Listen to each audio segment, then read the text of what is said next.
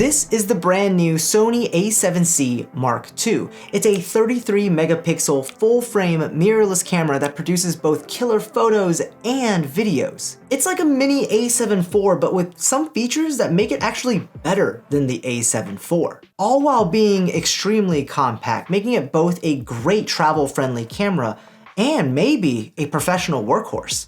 Let's start off by looking at the physical camera itself and taking a little tour. The camera body is the same size as Sony's APS-C cameras like the a6700, but it packs the same full-frame sensor found in the a7 IV. But we'll get to the image quality a little bit later. While compact, it still manages to fit in 11 different programmable physical buttons, on top of the 10 programmable touchscreen buttons and 12 programmable function menu buttons.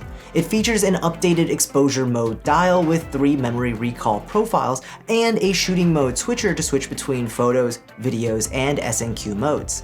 And even more importantly for all of my photographers watching, the a7C Mark II features a front dial, rear dial, and a top dial, which can be programmed to adjust settings quickly like ISO, aperture, shutter speed, and exposure values. On the back, you'll find a 3-inch flip-out LCD screen to monitor your composition and settings, as well as a 2.3 million dot OLED electronic viewfinder. On the side, you'll find all the ports you'll need, like your microphone port, USB-C port for power delivery and USB connection, a single UHS 2 SD card slot, a micro HDMI port, and a headphone port. Finally, on the bottom, you'll find the battery door for Sony's NP-FZ100 battery.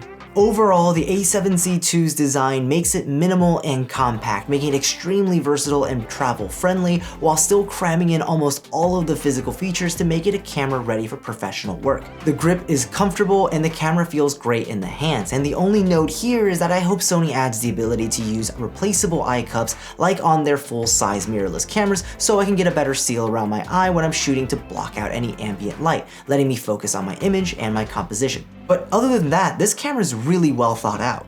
I think one of the most important questions to answer right off the bat about this camera is whether or not it's ready for professional work. And I say that because I already know the answer to the other question on whether or not this camera is going to be a great personal camera for travel, for capturing memories. Because the answer to that question is, without a doubt, yes. The a7C Mark II produces incredible looking photos, incredible looking videos. And when it comes to personal use, you can afford to take the extra time to change some settings or to fidget around in the menu. But when it comes to professional work, every moment on set counts. Because if you have a tight shooting schedule, you're gonna wanna be go, go, go, set up the shot, get it, and move on to the next one because there's money at stake, there's other people on set that are being paid that you have limited access to. And so with that in mind, is the a7C II up for the task? Well, over the past week, I spent 3 days on location at a corporate office taking headshots for over 200 professionals. During that time, I was shooting tethered to my MacBook Pro via a USB-C cable and shooting uncompressed RAWs for like 8 hours every day. Then, just a few days ago, I also did a branding session with a local rage room business in my area, shooting some candids, action shots, and pose photos, all with just their interior lights. We shot everything from your standard portrait photos to high shutter speed, fast burst sequences of things like glass getting shattered. In both situations, the a7C II didn't really give me any issues. I was really able to go through my normal workflow and capture all the images I needed to. There were no overheating issues, there was no buffer clearing issues, and the photos I got out of the session looked incredible with fantastic dynamic range. Going forward, the a7C Mark II is going to be my primary photo camera for both my personal work and for my client work, and I would honestly be comfortable using it for shooting some of my video work as well. So since we were talking about the fantastic dynamic range of this camera, let's talk about the image quality. If you're familiar at all with the images you can capture from the a7 IV, then this is going to be right in your wheelhouse because the a7C Mark II really produces the same results. Up until about a week ago, programs like Lightroom didn't have support yet for a7C Mark II RAW files. So up until recently, I was actually shooting a lot of photos in JPEG, and they looked really good. If you're somebody that doesn't want to do a lot of post-processing and just want to snap some JPEGs and share them or print them, this camera will not disappoint. But when you want to take advantage of this camera's incredible dynamic range, then you should shoot in uncompressed RAW to get the maximum latitude of highlights and shadows and the full color information from the photos you take. And similar to the A7 IV, you're gonna be able to take up to 10 pictures per second when shooting in continuous bursts. But image quality isn't the only thing that makes this camera a great photo camera. If you remember what I said earlier, there are some things that this camera does better than the A7 IV, and that thing is autofocus. This camera utilizes Sony's latest AI processing chip, the same chip that enables the incredible autofocus system from the A7R5, enabling real-time autofocus recognition of different types of subjects like humans, animals, birds, and vehicles, and more importantly, it's much better at identifying a human subject, whether it's locking onto their eyes or identifying the back of their heads and then sticking onto them no matter how much they move around. When it comes to shooting portraits, this means that you're always going to get the eyes in focus, and overall, it just makes capturing sharp images that much easier.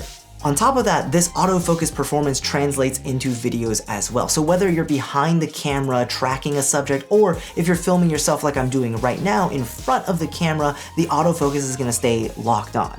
Speaking of video, let's talk about how well this camera performs when it comes to capturing videos. Let's just say it's basically the same as the A7 IV, which is a huge thumbs up.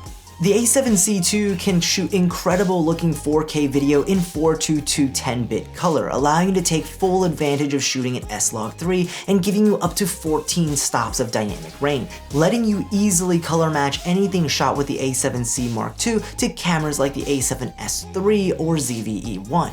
You're also getting all of the familiar codecs from other new Sony cameras like XAVC-HS for better file compression, XAVC-S for a better balance of size to quality, and XAVC-SI for the highest quality image possible. On top of that, just like the A7 IV, the A7C Mark II oversamples its 4K footage from its 7K sensor, meaning that you end up getting finer details in your footage when compared to shots from cameras like the A7S III. You can also use the A7C II as an incredible streaming camera, and it's as easy as connecting the camera to your computer using a USB-C cable.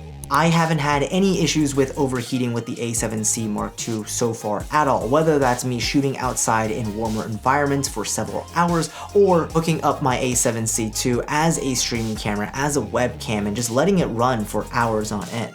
If you're someone who's torn between the A7C II and ZV-E1, I actually go a lot deeper comparing these two in a recent video I just made, so if you're interested in that topic, make sure to check that out.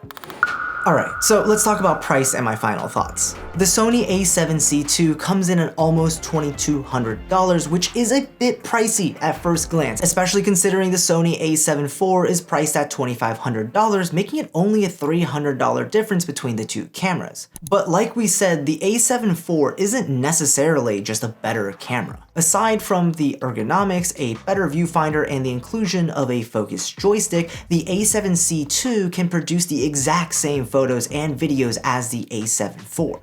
On top of that, technically the a7C II even has a better autofocus system, and it has some of the newer Sony features like auto framing, which the a7 IV doesn't have.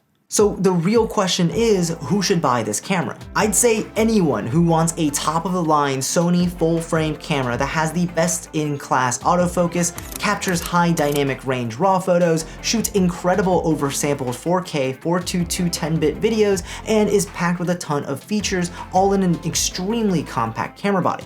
There are only 3 negatives I can say about the a7C II. If you need a second SD card slot for redundancy, if you need a focus joystick for your workflow or the type of stuff you shoot, or you need a camera with a beefier body for better ergonomics, those are the only 3 reasons why I'd really steer you away from the a7C Mark II. But otherwise, the a7C Mark II is probably one of the most easily recommendable full-frame Sony cameras on the market today. By the way, if you want to talk more about new camera gear like the Sony a7C Mark II, you should check out my Discord server. It's a Discord server made for photographers, filmmakers, and content creators of all levels. It's a chance to meet other creatives, share your work, and talk about new camera gear. I'm also running giveaways regularly. Right now, there's a giveaway for a camera cage for the Sony ZV-E1. So if any of that sounds interesting to you, links to join will be in the description down below. Alright, that's it for this one. I hope you found this video helpful. If you did and want to see more, make sure to hit that like button and get subscribed. And if you want to watch another one, here's a video that YouTube thought you would like. And as always, I'll see you in the next one. Peace.